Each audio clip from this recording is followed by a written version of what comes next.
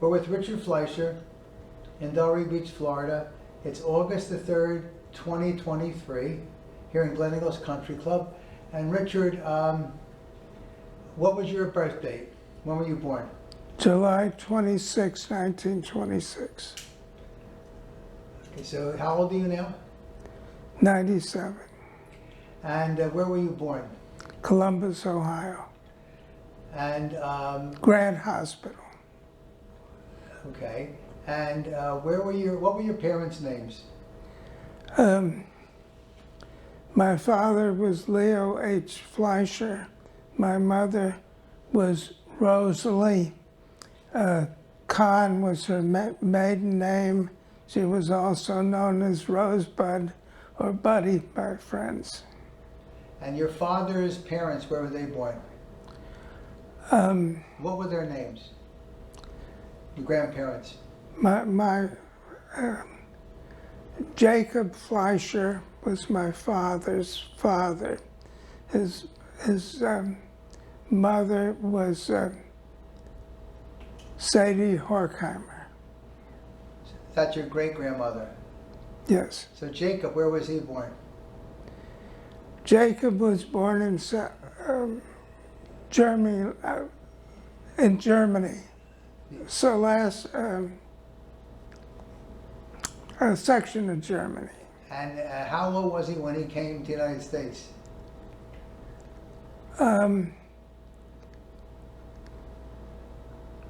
Well, do you know approximately what year he immigrated? Was it in 1800? Yes, I think so. I can. 1890s? Somewhere around there. I can try and figure it out for you. Did he come with his family or did he come by himself? I believe he came by himself. Did his parents ever immigrate? Not to my knowledge. So, and your mother, Yes. and she was born in the United States? She was born in Columbus, Ohio. Okay. And where were her parents born? What were their names? Her father was Louis Kahn. He was a doctor and at one time health commissioner in Columbus, Ohio. Had one of the first automobiles. And her mother was Matilda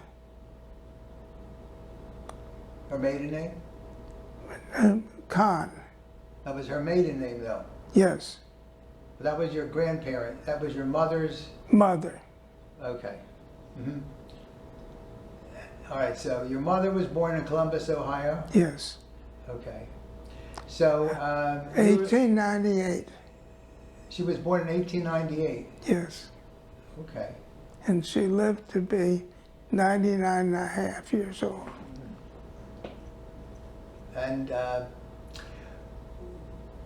your parents, you were born in Denver. No, They were parents. Your father was born. Your parents lived in Denver. no. My father had an uncle, Louis Horkheimer, who lived in Wheeling, West Virginia. And my father went into business with him. What kind of business? The wool business. They purchased wool from farmers in Ohio and West Virginia, both in their own account and as agents for the Ohio Wool Growers Association. And they processed this wool, they sorted it, they bagged it, and they sold it to textile manufacturers.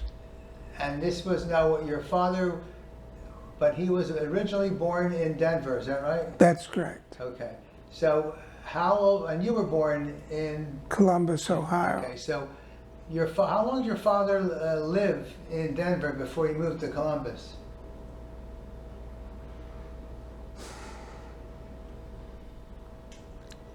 I would guess somewhere around 18, 20 years. I'm not sure Did exactly your father when he meet your mother in Columbus? Yes, Okay, so he was already living in Columbus yes, when he met your mother. yes.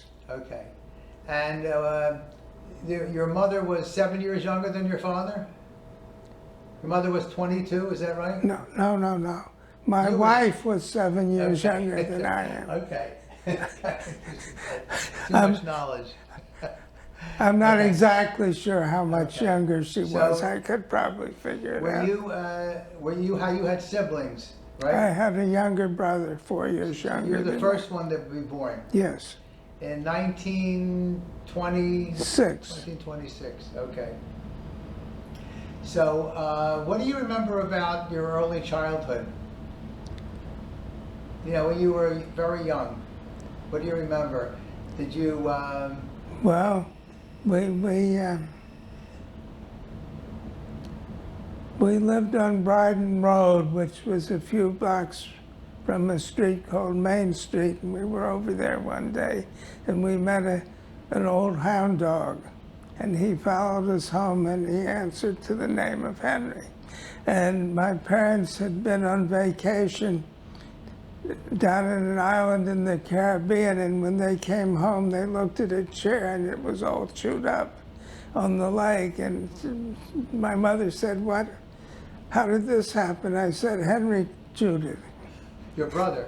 No, Henry was the Oh, dog. you called the dog Henry, okay. Yeah, because that's the name he seemed to answer best to.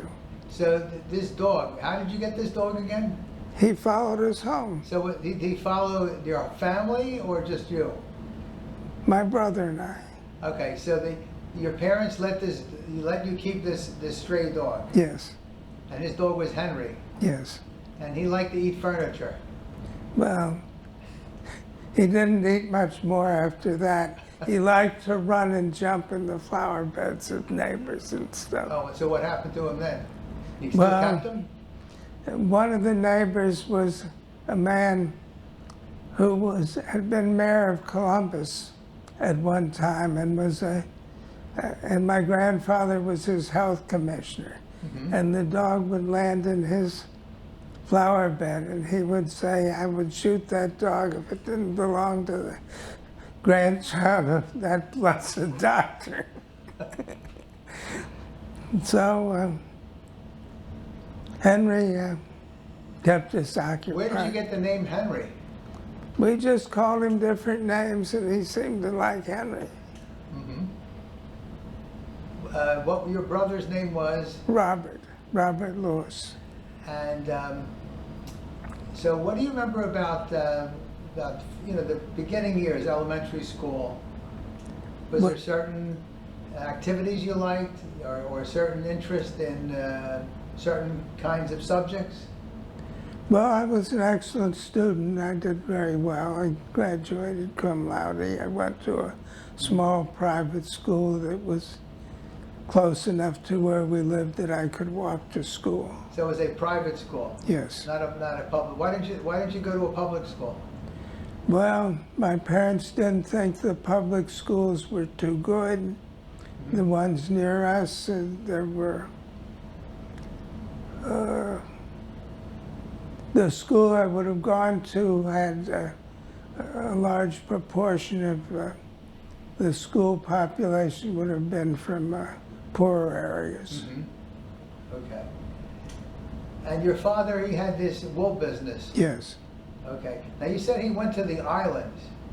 He went to the. Well, they would go during the winter on vacation down in the Caribbean Now, islands. how would they get there from Columbus? Because you couldn't fly, Why? Why not? because it was 1930s or something like that. I don't know. Maybe they went on cruises too. Uh-huh. I'm not sure. So you don't know how they got to the cruise ship that where it came out of. I would think it would have come out of either New York or Miami. Okay. Yeah. Okay. So, did you have any interest in any athletic things? Any Yes, sports? I played football. I was a guard. I played basketball. So what was your weight when you played in high school? I don't know, maybe 100 pounds, 120, I don't know, something like that. You could have got to be more than 100 pounds to play football, I Well, would think. So what was your position you played? I played guard. You played on the line. Yeah, Hmm. Did you play that through your senior year? yeah. So, oh, yes. Okay. Any other sports that you? I played basketball. Mhm. I guess I played a little baseball. I wasn't too much. Do you I think I ran a little track. This period of time, we're talking. We're at this point when you're in high school. World War II had begun. Is that correct? What? When you were in high school, World War II had begun. Because it began in 1941. Oh no.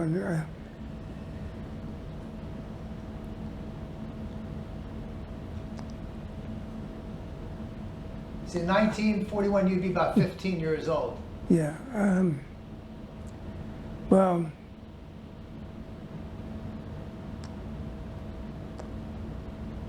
during the war, I did enlist, and I was in about 18 months. I was stationed in Panama in the Canal Zone, where I So you was were, a classification specialist. so you were born 1926. Yes. So how old were you to enlist? Did you have to be 18? I was 17, I You were think. 17? Yeah, So it's about 1943 is when you would have Yeah. enlisted. yeah. And had you graduated high school at that point? Yes, I graduated in February, half a year early, and I'd gotten in a little over one term at MIT. MIT Yeah, in Boston? yeah, Cambridge. Cambridge? I lived in Boston. And then you most of- stopped to go into the military. Yes. But going back, do you remember, you lived through the Depression, the 1930s? Yes. Do you remember anything, how your parents, as far as, your living, your lifestyle, or other people? Well, we had a nice house in a two-story house with a basement, attic, in a good area, not in the in the swankiest place, but in a good area. How was your father's business affected by the Depression? Do you recall? He did very well all He the did very time. well. Okay. Okay. And as far as your friends, do you have any memories about any of your boyfriends or girlfriends? This Sure. is before you got out of high school. Yeah. What do you remember about them? Well, I had a number of friends. We had a little fraternity of Jewish people that we'd set up, and I had several girlfriends. One, Ellen Byers, I went with for 2 or 3 years, who eventually married one of my college buddies, and another girlfriend I had married another of my roommates. When you were in high school, did you, or growing up, did you belong to a synagogue? Well, that's an interesting story. I had dinner one night at some friends of my parents, and the rabbi was there.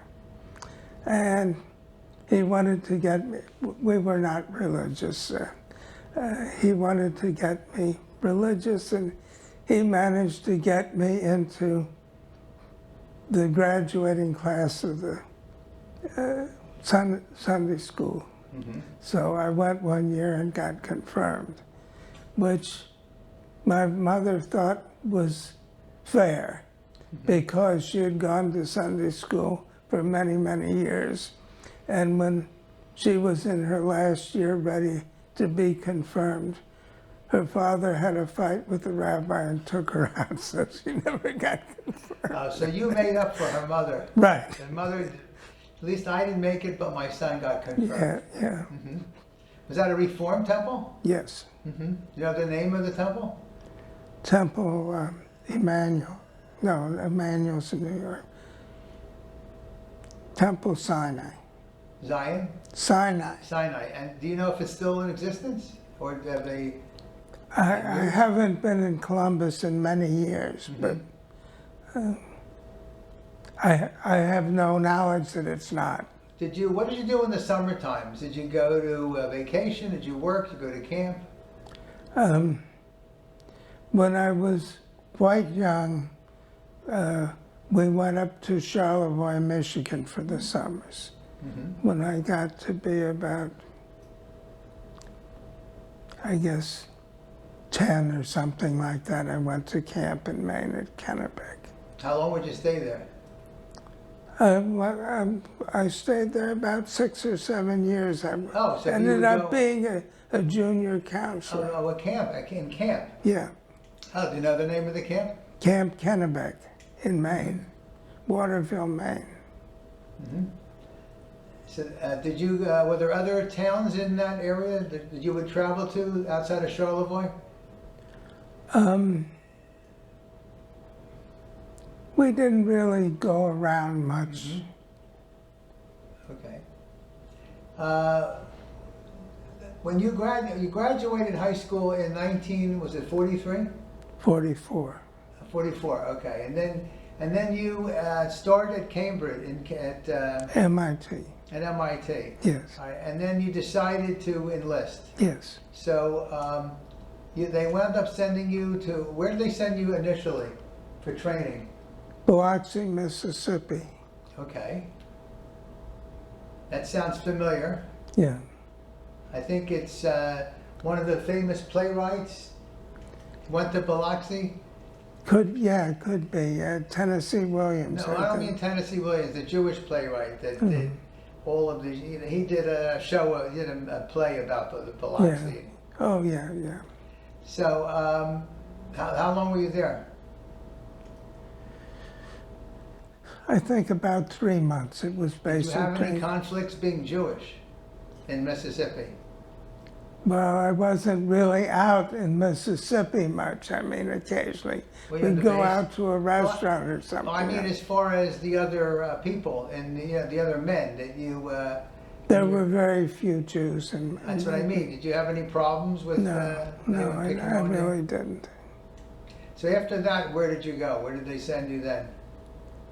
Then I went to Seattle, Washington, where I went through airplane engine mechanics school, engineering and mechanics. So that was your specialty? Yes. And then you were shipped to... The Canal Zone. And that was what, Panama? Yeah. What was that like? Well... there were a lot of ships that were going through the Panama Canal. Yeah. Right? Right. So what do you remember about that? Well, we went along the canal. I did go out in a small boat with a young woman, and it was seasick most of the time. I mean, did you see military ships going through the canal? I didn't really. I mean, I wasn't anywhere near I was in the canal zone, but I wasn't in view of the canal. So what was your job that you had? I had 2 functions I performed. One, I was a classification specialist, and when people were shipped into the school, into the field, was my job to figure out, based on their expertise, where to send them. I also, the war was over by then, and some people wanted to get discharged in the canal zone. So I ran a discharge center for it. I was a sergeant at that time. You were a sergeant. Yeah. Why would they want to get discharged in the canal zone? I mean, wouldn't they go back to the United States? Most of them did, but a few didn't want to. I don't know. Maybe they had a girlfriend there, or maybe they had some business arrangement or whatever. Did you I have don't- any, did you have any girlfriends there Yeah, I had one. in the canal zone? Yeah. What was her name? Gretchen Yost. So her mother was some friend of my mother's. Everywhere Oh. I went in the Army, somebody in my family knew someone there. So I had a place I could go and have a So this girl- homemade meal or something. This right? girl was living in Panama, Yes. In the canal in zone. the sound zone. Yeah. I mean, her parents must have worked for the zone authority and So some. where else did you go where your parents had friends that you had a girlfriend now? Where was that? Where else? Well, I don't know that I had girlfriends in all these But places. but they had friends. I had friends in They could- in El Paso, in Seattle, in Mississippi. There was somebody I knew who was a friend of the family who was a sergeant down there. In the military. Yeah. Very nice. What do you remember about Pearl Harbor? You know, finding out about what had happened in Pearl Harbor with the Japanese attacking, you know, at the base. Remember how you found out about it? Some people heard I it on the don't. radio. Some people I they read think about it. I think I heard it on the radio, but I'm not sure. What new before you got into the military when you were in school? What were the things you heard about the war? What was going on? I mean, in the beginning, things weren't going well. So, what do you remember? And did you meet anybody, any people in Columbus who had, you know, family members who were in the military? Maybe had come back. Maybe they had perished. Maybe they had wounded. No. So you were really not.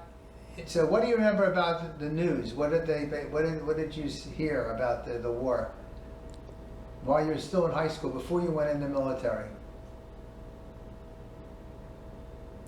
Well, I heard the news. You know, I don't have any strong recollections of anything. All right. So now you're in the Panama Canal Zone. How did you find out the war ended? I think the war ended when I was in Seattle. You come back from the No, before I went to the canal zone. oh, so you went to the Canal Zone after the war Yes. had ended. Yes. Okay. So you were in so how long were you then?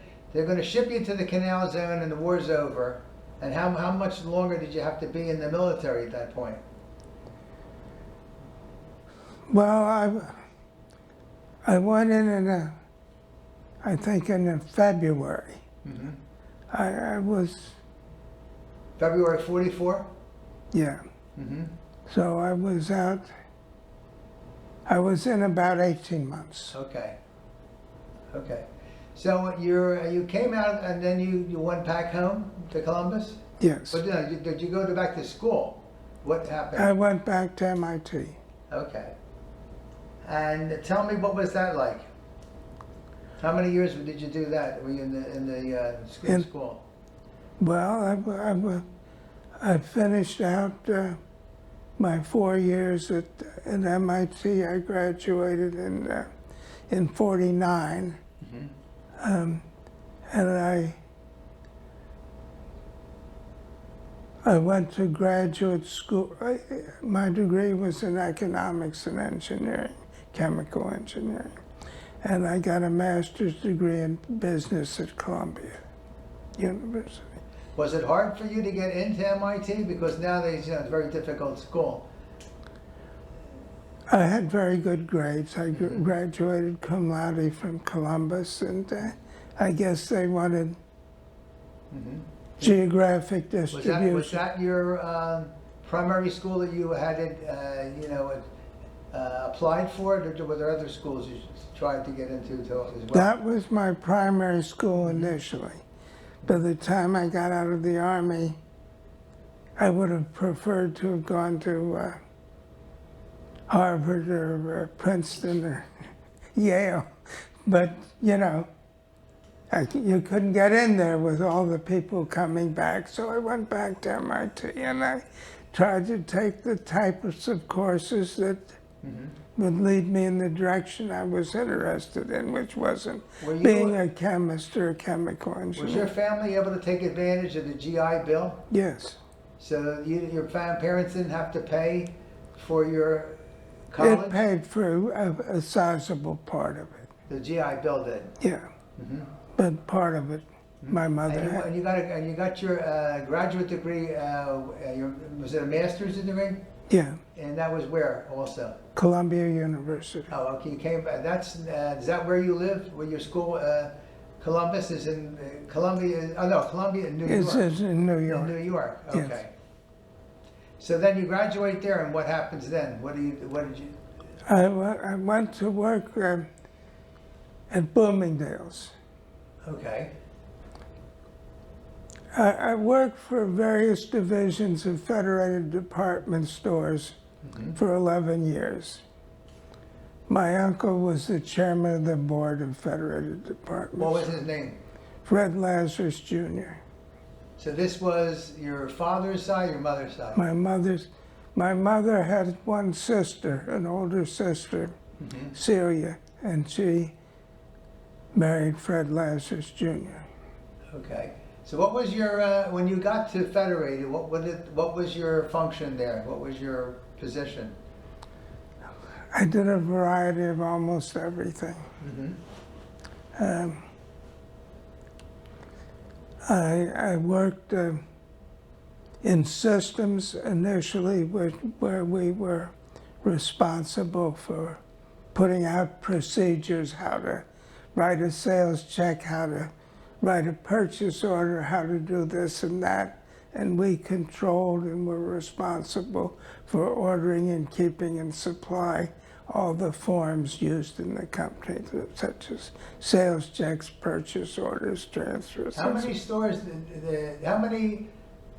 they had Bloomingdale's, did they have other stores at the time, other names? Yes. What other names did they have at the time, when you were there?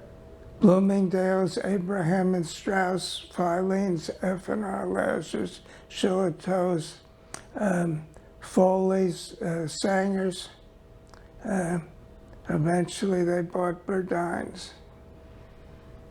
So this was in the 1950s is when you're working there. Yeah. Now, when did you meet your wife? I met my wife in 1954. Okay. She was a bridesmaid at my brother's wedding, and I was the best man.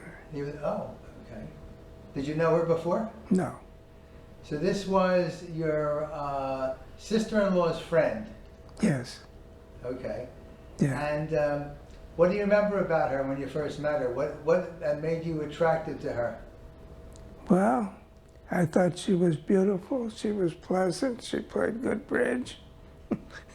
She what? Played good bridge? Played good bridge. Oh, so you were a bridge player when? Did you start playing bridge? When I was 11.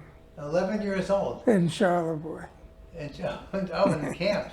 No, in Michigan. Oh, I mean, you were in camp there in Michigan. No, I was in camp in Maine. We went to Michigan before I went to camp in Maine. Okay. And after camp, I would go up to Michigan for a little while before we came. So, who taught you how to play bridge? I don't really recollect. We were playing with some people. I don't know. So you had people that knew what they were doing and they taught Well, you. you know. So getting back to your wife, so were you were working in New York then? I was working in Texas. Are you working in Texas for Federated? Yes. Where in Texas? Corpus Christi. Okay, and she's in Great. she's in New York. Where was she living? Her parents lived in Great Neck on Long Island. Okay, so she's living in Long Island, and you're living in Texas. Yeah. right? And there's no internet. There's We corresponded. There's no and FaceTime. it was sort of a, Were you writing letters? yes, You wrote letters. yes. You don't have any of those letters, do you? Does she have? I don't have hers, I have mine. You have yours that you sent her? Yeah. I don't know what happened to hers. Okay. I- These were letters. Oh, so the letters that you sent her, she kept. Yes, But of course, you don't have the one she sent you. right. And so you started corresponding. Right. And then, how long ago was it before you started to see her again? Well, she came to visit me a few times. Okay. It was sort of a long range, long distance relationship, but it Literally and worked out. figurative, right? Yes. So, what was she doing then? Did she have a job? Did she go to school?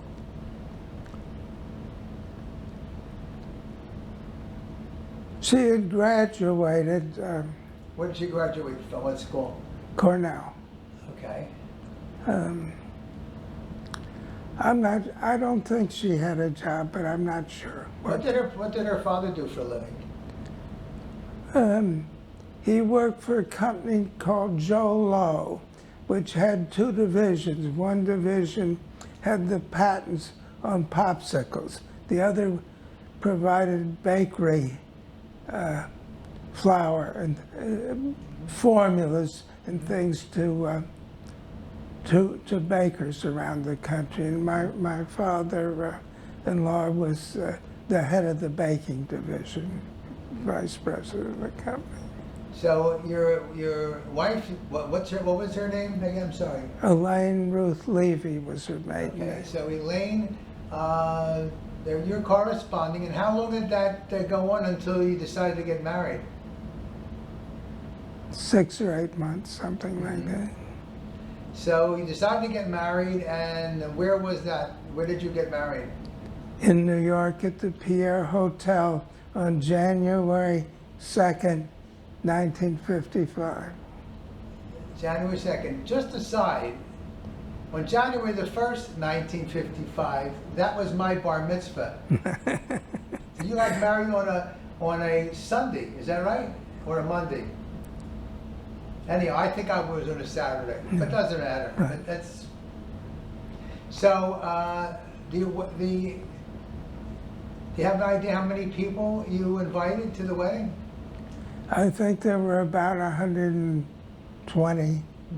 I have the book of it, Okay. you know, with all the Okay. pictures and so. And your parents were there? My father died when I was 13 years old. Oh, okay. But my mother was there, and my aunt and uncle, and various members of the family and Your friends. father, did he die from? Was it an illness or? He had stomach ulcers and cancer. Now, when you were 13, Yeah, so your brother was 9 at the time? yes. So how was it your mother was able to carry on without her husband? I mean, financially, for instance. He made a lot of money. He was very successful in his business.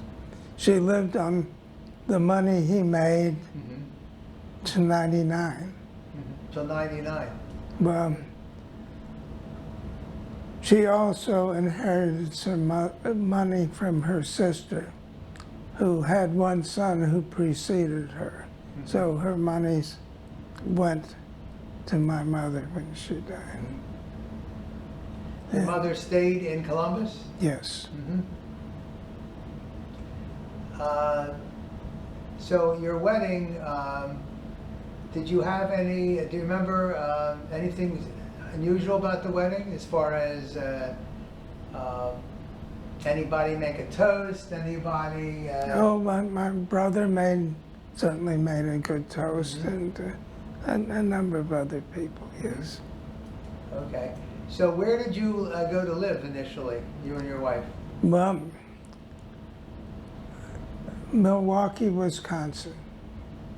where I was working in a Federated store called the Boston store, where I spent 5 years there trying to be a dress buyer, which I was never cut out to be.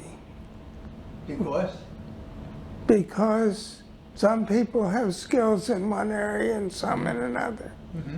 And being a dress buyer was not a skill I had. So what happened? Is that when you left? No, an opportunity came up and I was transferred from there to Bloomingdale's, where I was in the research department, and I did a lot of research work there and learned a great deal on that, and eventually was given an assignment to determine whether or not it was feasible and desirable to convert our 500,000 charge accounts from being built on manual machines to put them on a computer. And when it was determined it was feasible and was desirable to do, I was made data processing manager and planned out and executed that conversion. That was your field? That's how I got my reputation. And how long did it take to do that? I assume it was over a certain period of time. yeah, about 6 months. Actually, we didn't convert all the accounts. There was a small number that were very complicated accounts for the sale of furniture and other big ticket items, and we left those on a manual basis. And subsequently, once everything else was done, they did that easily, but it simplified the whole process, not to have to worry about those exceptions. Had someone else done that already, or is that an industry first, what you did? No, there are many people who did it, and several in our buying group and in our other divisions of our corporation did it with disastrous results.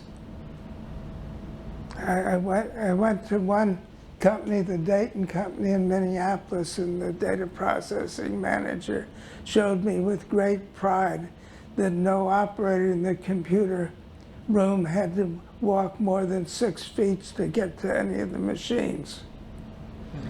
Of course, he didn't have much pride in what happened on the other side of the wall, where the bill adjustment department of 1.5 full-time people had expanded to 10, and it was taking up 10 times as much spot. And that was the problem people had. So I developed a method that avoided that problem. It didn't save quite as much money as some other ways, but it avoided the disasters that some Was of it the only division of the company that you had to do that with, or was there other divisions that you did that with? No, I didn't do that with it. No, that was the end. Then after doing that, I left the company. Okay. And you left to go to where? Or to what? I went to Pete Marwick and Mitchell as a consultant. They're the largest, were at that time the largest accounting and consulting firm in the world, internationally. And I went in as a retail consultant. I became a senior consultant, a supervisor, and subsequently a manager when I went to work for them. Before I did the accounts receivable, I was making $8,000. Bloomingdale's upped my salary to $10,000. And this was 19 when? 50s? No.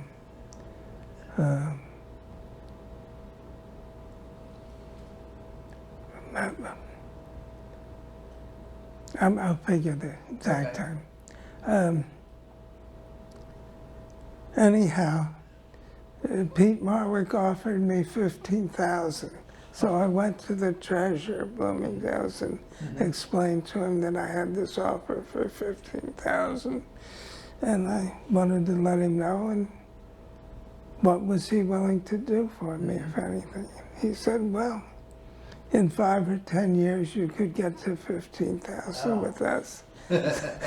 So I said, well, thank you. Now, another reason I wanted to leave was there are two big things that are important to do in retail information processing. One is accounts receivable, which has a lot of money involved, and the other is a system that provides information to help people manage the merchandise. I worked for the second rating financial officer in the company, who was the controller. What I would have wanted to do was to do something for merchandise information. What he wanted me to do was to automate the payroll system.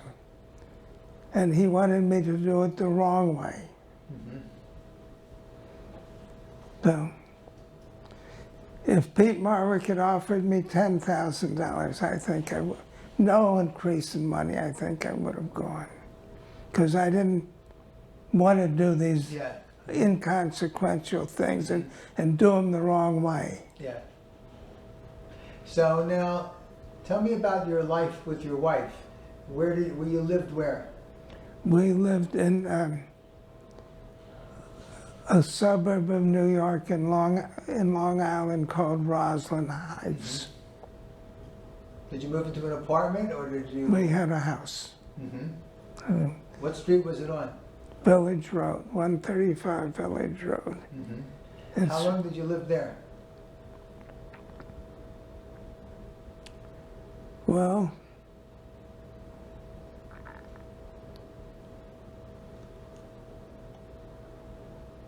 we lived there all our married life.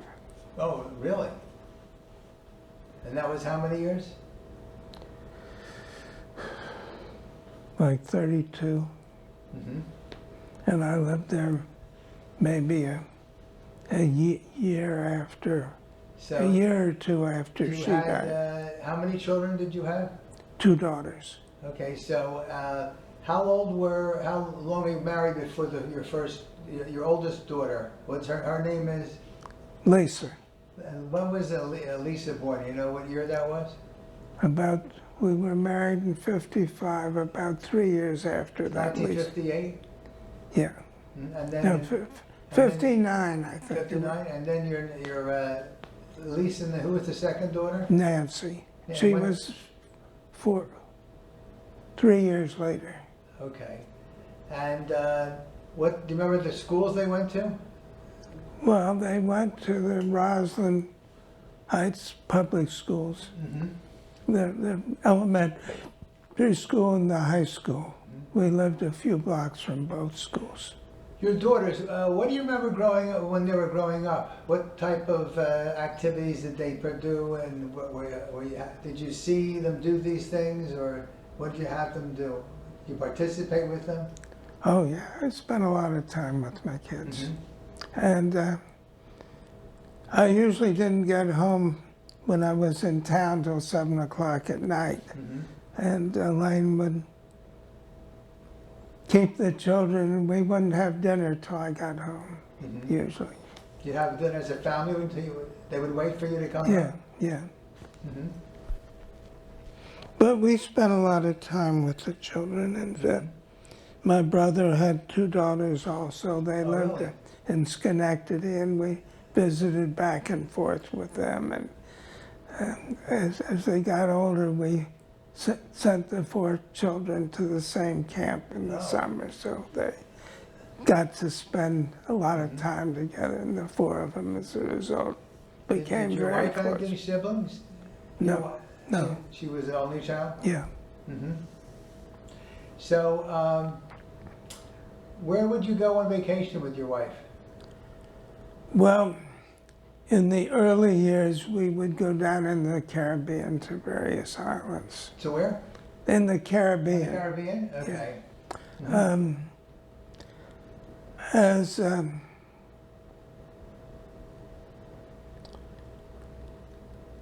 as we got older and progressed, I spent 5 years as a consultant for Pete Marwick and Mitchell, and a year after that with a small consulting firm, and 7 years with Orbex. So with both of those organizations, I traveled a lot on business, and she would go with me on those. Your wife would go with you? Well, she would go with me if it was a place she liked to go to, thought she would like to go to. If it was Chicago or Detroit or Kansas City, she'd stay home. But if it was Los Angeles or New Orleans, etc. And who would take care of the children, the girls? Oh, we had a lady who would come. Yeah. She was referred to as Mrs. Ticklefinger. Mrs. Tickle? Finger. Finger. Why? Did she tickle you? She tickled the kids. What was her name? I forget. But she was a nice enough woman. So, tell me about your travels. You were traveling, I mean, internationally, not Yes. to Kansas City. Right. Well, I went to Kansas City, but well, one of my most important clients was, not surprisingly, Singer, the Singer Company, the sewing machine company, but they had a division that produced electronic point-of-sale terminals and computers. And I did 4 consulting assignments for them. When I was information director at Orbex, I had their equipment. We were one of the more sophisticated users of that equipment.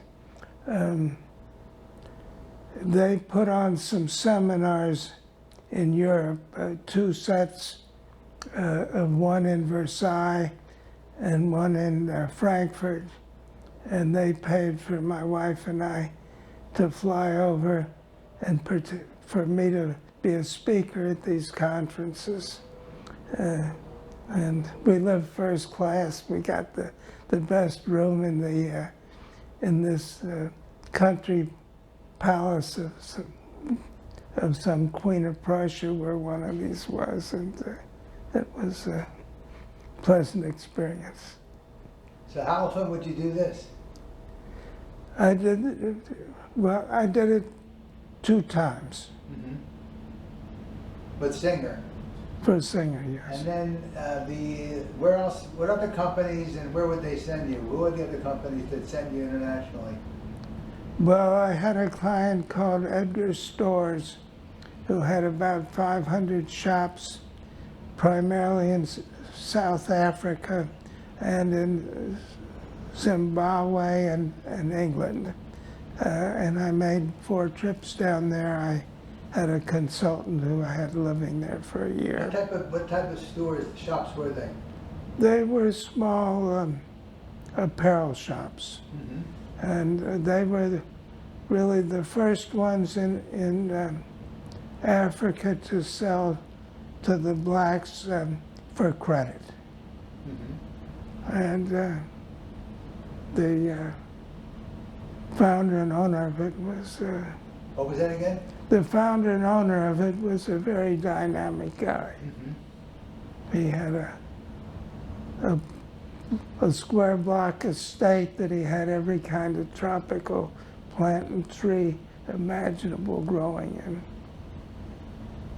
And what other countries did you have to go for business? Well, I went to I did one consulting assignment in Paris for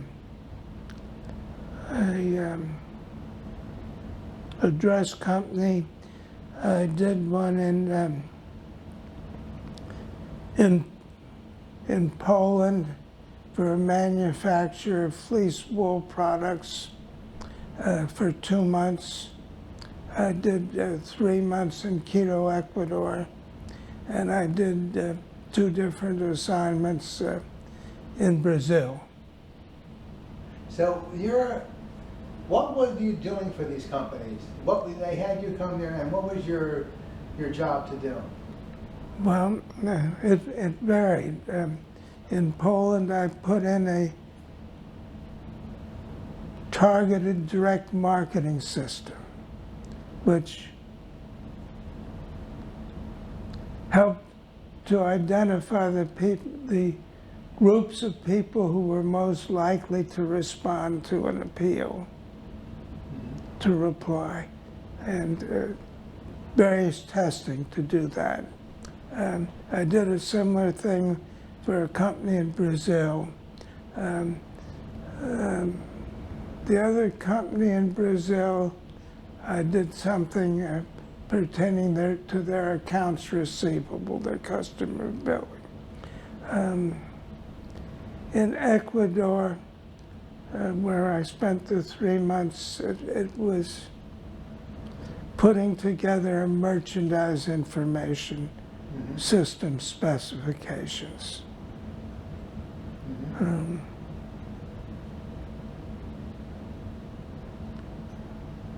The Poland job was the most successful of them. Needed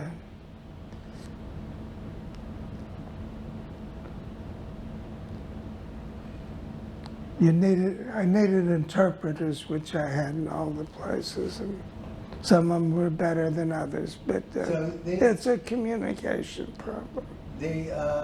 These countries where they were not predominantly English speaking, Yes. you used interpreters. Yes. And did you find that, were you able to, how were you able to overcome that? Well, you couldn't 100% overcome it, but the one I had in Poland, which was, as I said, my most successful one, was very good.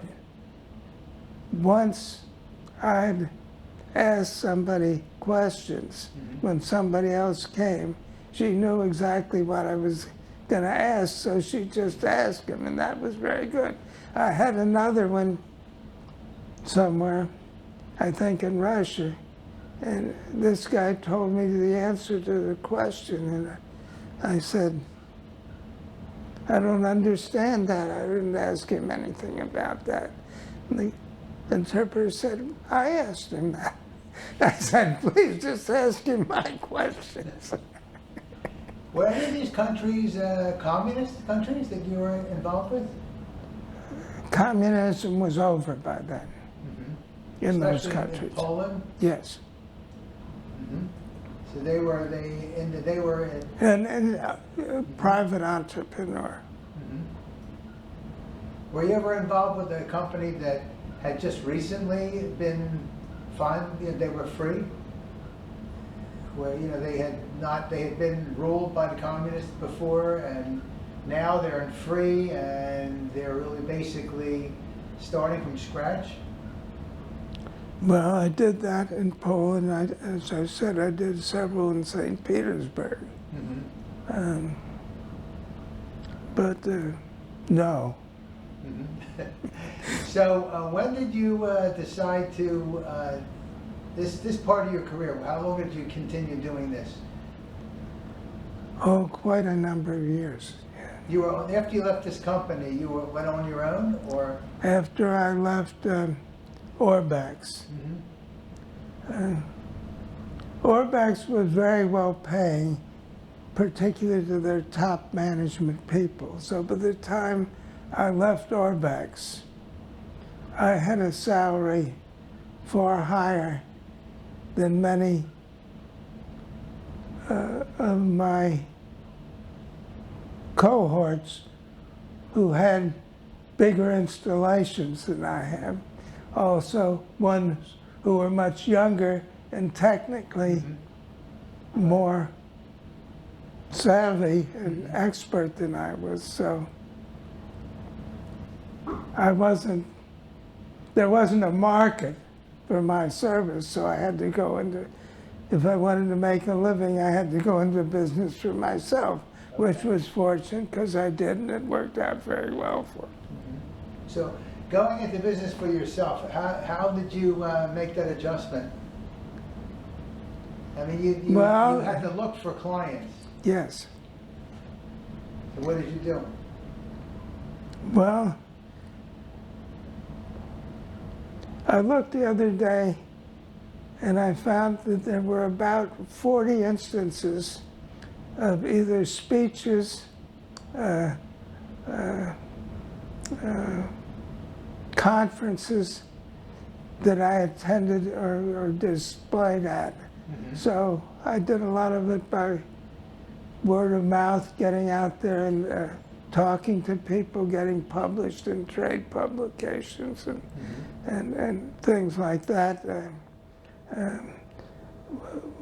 One of my clients was the Automobile Club of New York. So out of that, I ended up with about 10 different automobile clubs around the country that I sold software to. So I would go to their convention. The Postal Service put on yearly conventions of mailers and suppliers of all kinds of services and equipment displayed at it. So I would go to these things. So you would be one of the Vendors. the vendors there. Right. Occasionally, my freelance programmer would come for a day or something. So become what?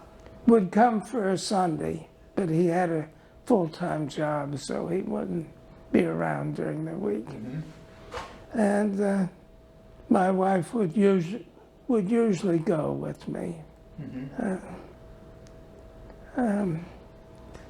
So your wife, how old was she when she passed away?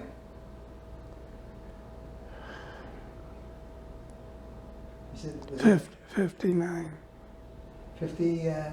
9. Was she ill, or was it sudden? She contracted ovarian cancer. And it didn't go on that long, maybe a couple years. She'd get treatment and it would appear to be gone, and then a few months later it'd come back again. So she was 58? Yeah. And then you stayed there at that home for another year, is that what you said? Year or two, And couple then, years. Then you moved on to where? Well, I started going out with Charlotte Rothman. After my wife died, every woman friend we had somebody they wanted me to meet and take out. In Charlevoix? No, in Charlotte. Well, Charlotte was one of the people I met, but every woman friend of my wife knew of somebody they thought I ought to meet. When did you come join Glen Eagles? I joined Glen Eagles and, well, I rented here for 3 years, starting in '99, and we bought this unit in 2003. And did you, what did you remember about initially renting here, and what it was like as far as the age of the people, or were they mostly people just coming, snowbirds?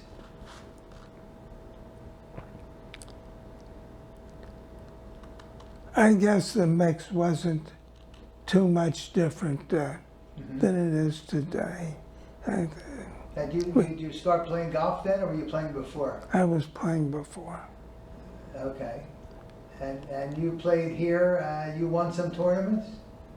I won a few, yeah. Mm-hmm. I won some at the North Shore Country Club too, That's where, is that? in Long Island, In which Long Island, okay. Yeah. Mm-hmm. So, Charlotte is the lady that you lived with for how many years? 27. And when you met her, was a widow? at the Yes, time? yes. She'd been a widow for a long time. What was her husband's name?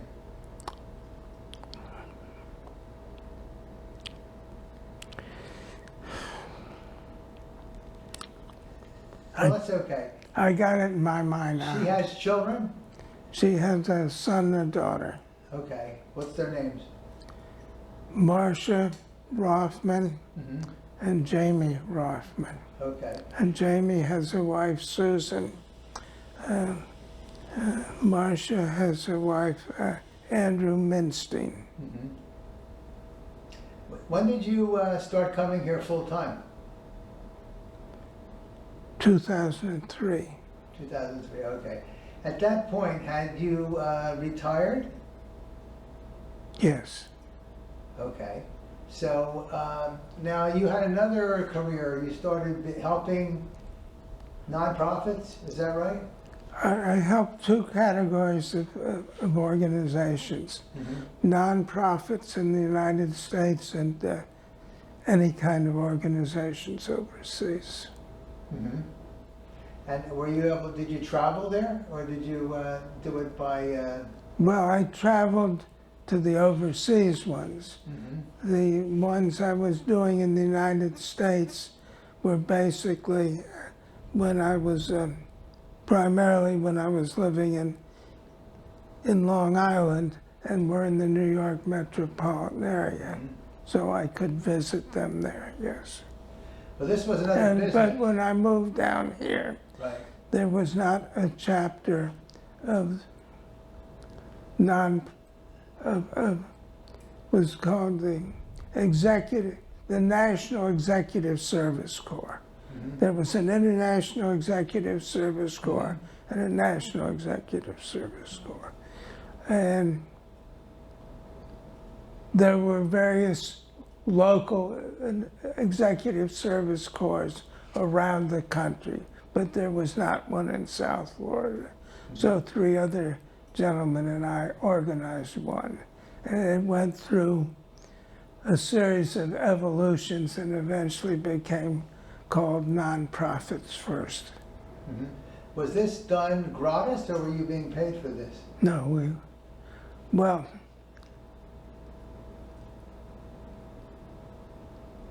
initially we sort of were co-sponsors with another similar kind of organization. Mm-hmm. And we charged a fee, but a far lesser fee Mm-hmm. than a for-profit Mm-hmm.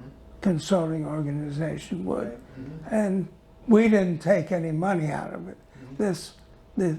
These fees went to paying the suppliers, Mm-hmm. you know. Mm-hmm. And But eventually, the one of the organizations we'd been helping was the Children's Service Guild of Palm Beach County. mm-hmm. And they wanted us to do a feasibility study for them, which Mm-hmm. we did, on setting up an organization that would provide services and perform certification for their clients. Mm-hmm. So after we did that study, they said, we want you to do it. Mm-hmm. And they gave us $1 million to start, so we stopped doing everything else. They spent $1 million and set up this organization, which eventually the name was changed to Nonprofits First. And it does multi-million dollars now and has a big paid staff. Camera's still running. Good, You heard that lightning? yeah, That was some lightning, right? Yeah. Well, this is Florida. yes. And it's late in the afternoon. So, are you still active in any of these organizations? I recently became a affiliate member of Nonprofit First. I was on the board for 15 years, but I finally decided to resign from that because I really wasn't doing what I wanted to do, which was help people. And for a while, for a couple years, I worked for SCORE as a volunteer, and it helped small businesses too. But eventually,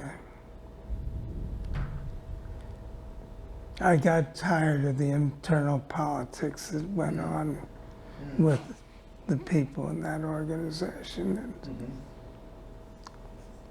they didn't want me and I didn't want them, so we parted. Now, let's talk about your daughters. Yes, What did your oldest daughter is? a doctor. Yes, and she lives where? She lives in Montana. Her address is Kalispell, Montana. How did she become a doctor in Montana? Because she was born in Ohio, Right, or New York. right. Well, one summer, in the midst of medical school, she went out to Montana in the summer to work on a trail crew in the national park that chopped away excess trees that fell on the trails and that kind of stuff. And she fell in love with a young man who was doing this, and she liked that life, so she dropped out of medical school for a year and did whatever. Then she went back and finished her degree, and she liked Montana, and she moved out there. Did she finish medical school where she was originally? Or? Yes.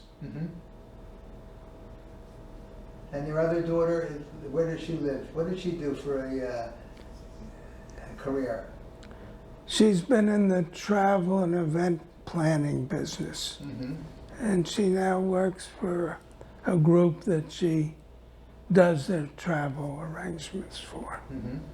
And she seems quite happy with that. Do you have grandchildren? Do you have grandchildren? I have 3 granddaughters and a grandson. The oldest one is a doctor in Montana. What's his name? His name is Stella, and he's a she. Okay. And she's basically in the same practice her mother is, Okay. who is retiring in a couple months. The son, grandson, he's working, doing some kind of cancer research in Denver.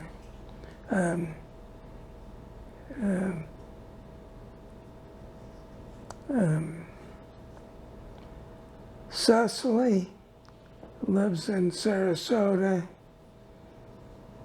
She's a babysitter and a soccer coach.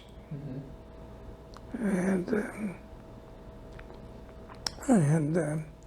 Emily got a master's at Columbia in Environmental Sciences, and she's working in that field. Any great-grandchildren? No. Okay. So, looking back on your life, What advice would you give, let's say, your grandchildren? It's hard to give advice to their parents. They've already lived a lot of their life. But, what would you give advice would you give your grandchildren if, you look back at, if you were that age now and you're going forward, you know what was going to happen?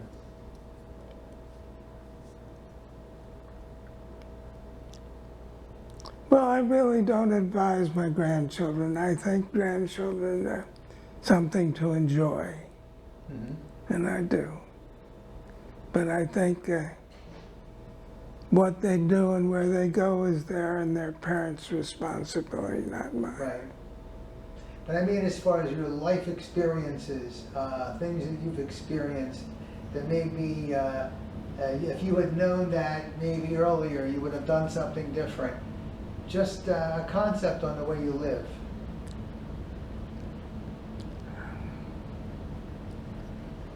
Well, I guess in perfect hindsight, you have to think better at the time than perhaps you did. Try to evaluate the alternatives, and I did a lot of research always on what I was doing, but I suspect on some of the cases I could have done more research or come up with more ingenious solutions that would have done better for me. But in spite of all my mistakes, I bumbled along pretty well. My 45 years of business experience includes 3 areas. A, many broad aspects of the retail industry. B, direct mail and mailing. And C, computer software development and management consulting. My functional skills encompass the following. A, systems development and computer management. B, development of long and short-range business plan. C, merchandise information and merchandising. D, credit and retail accounts receivable. And C, store operations.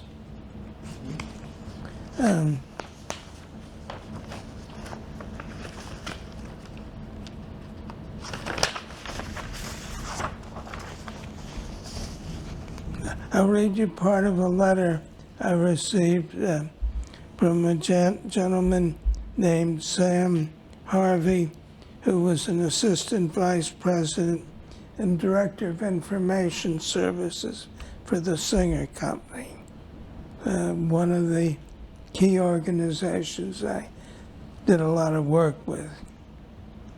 I have known Richard L. Fleisher for many years and first met him when he managed the internal systems operation at Bloomingdale's and was a member of the NRMA, National Retail Merchants Association, Electronics Committee. He was always highly respected both for the quality of his work and his contribution to the industry activities. Later in his career at Pete Marwick Mitchell, we retained him at the Singer Company on several occasions, actually 4. He did quality work and represented himself and his firm in an outstanding manner. I believe he will continue to be an asset in the field of management consulting. His reputation in the retail industry is outstanding. His most recent work for Singer was to organize, manage, and lead a team that did a study for us on the economic justification of point-of-sale equipment. This study was extremely well done and was well received nationally. And that was, what year was that? That was in 1972.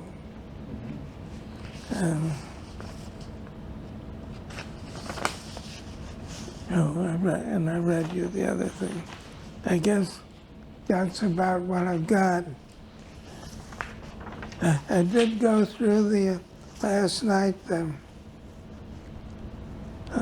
list of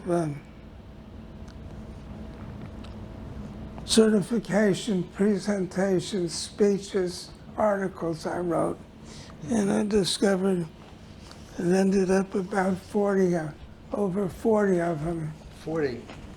Well, they covered about 6 areas, but you know, different articles on different times for different publications with little different slants on the different areas.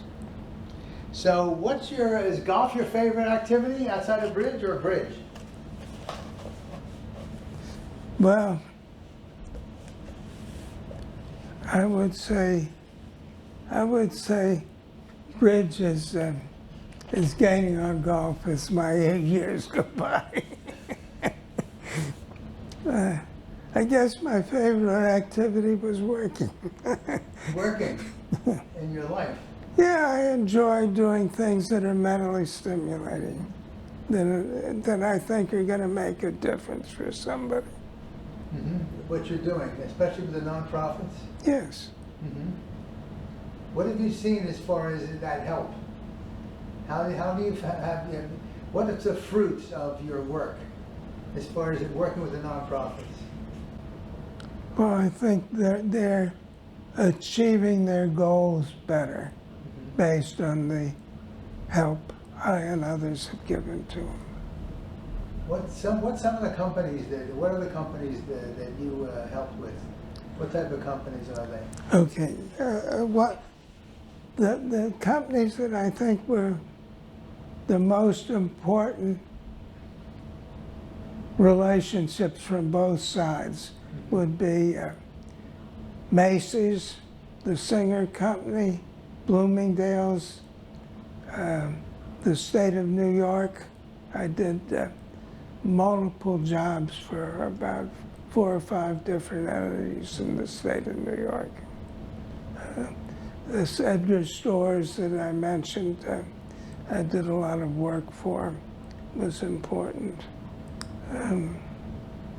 As far as the nonprofits, the last 20 years that you've been involved with them, Yeah. you know, what are the how have you seen them help? How have you been able to help them?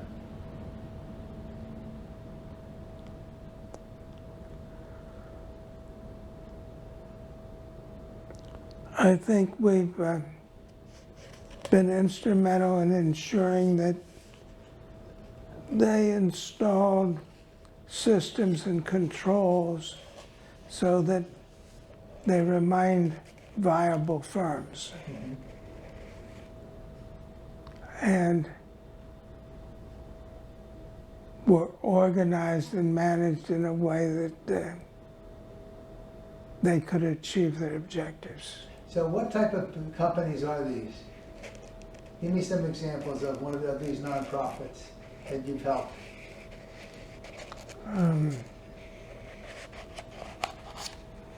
Well, there was an Animal Rescue League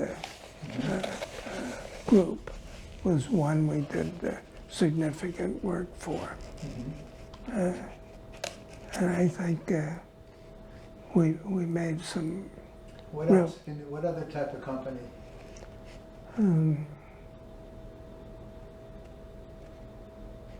There any in the health field? Oh yeah. That was primarily the area. So what type of what were their functions? The companies? We did some work with hospitals and clinics. So what would they be doing? These nonprofits for a hospital or for a clinic? They'd be taking care of patients. But we were not concerned with doing their humanitarian activity. We wanted them to continue that. That's where their expertise was, not our expertise. Our expertise was making sure that they had financial controls, that they had proper systems that they were managed in a business-like manner, so that money being put into them by others was not Wasted. wasted. So they could continue doing what they wanted, that they should be doing. Right, right. And that was the area they were expertise at, that we weren't. The people in the health systems, were they involved in, for instance, any helping patients as far as treatments, and is that type of thing that they were involved with? You know, someone getting chemotherapy, or if they were. It could have been, yeah. So the end result of the nonprofit's helping the actual patient, though, and you're helping the nonprofit. To be fiscally sound. Yeah, to be viable so they can Right. continue to help. Right, So in reality, you're helping people. What Yes. you've done is you help people right, in an indirect way, but right. in an important way. Yeah.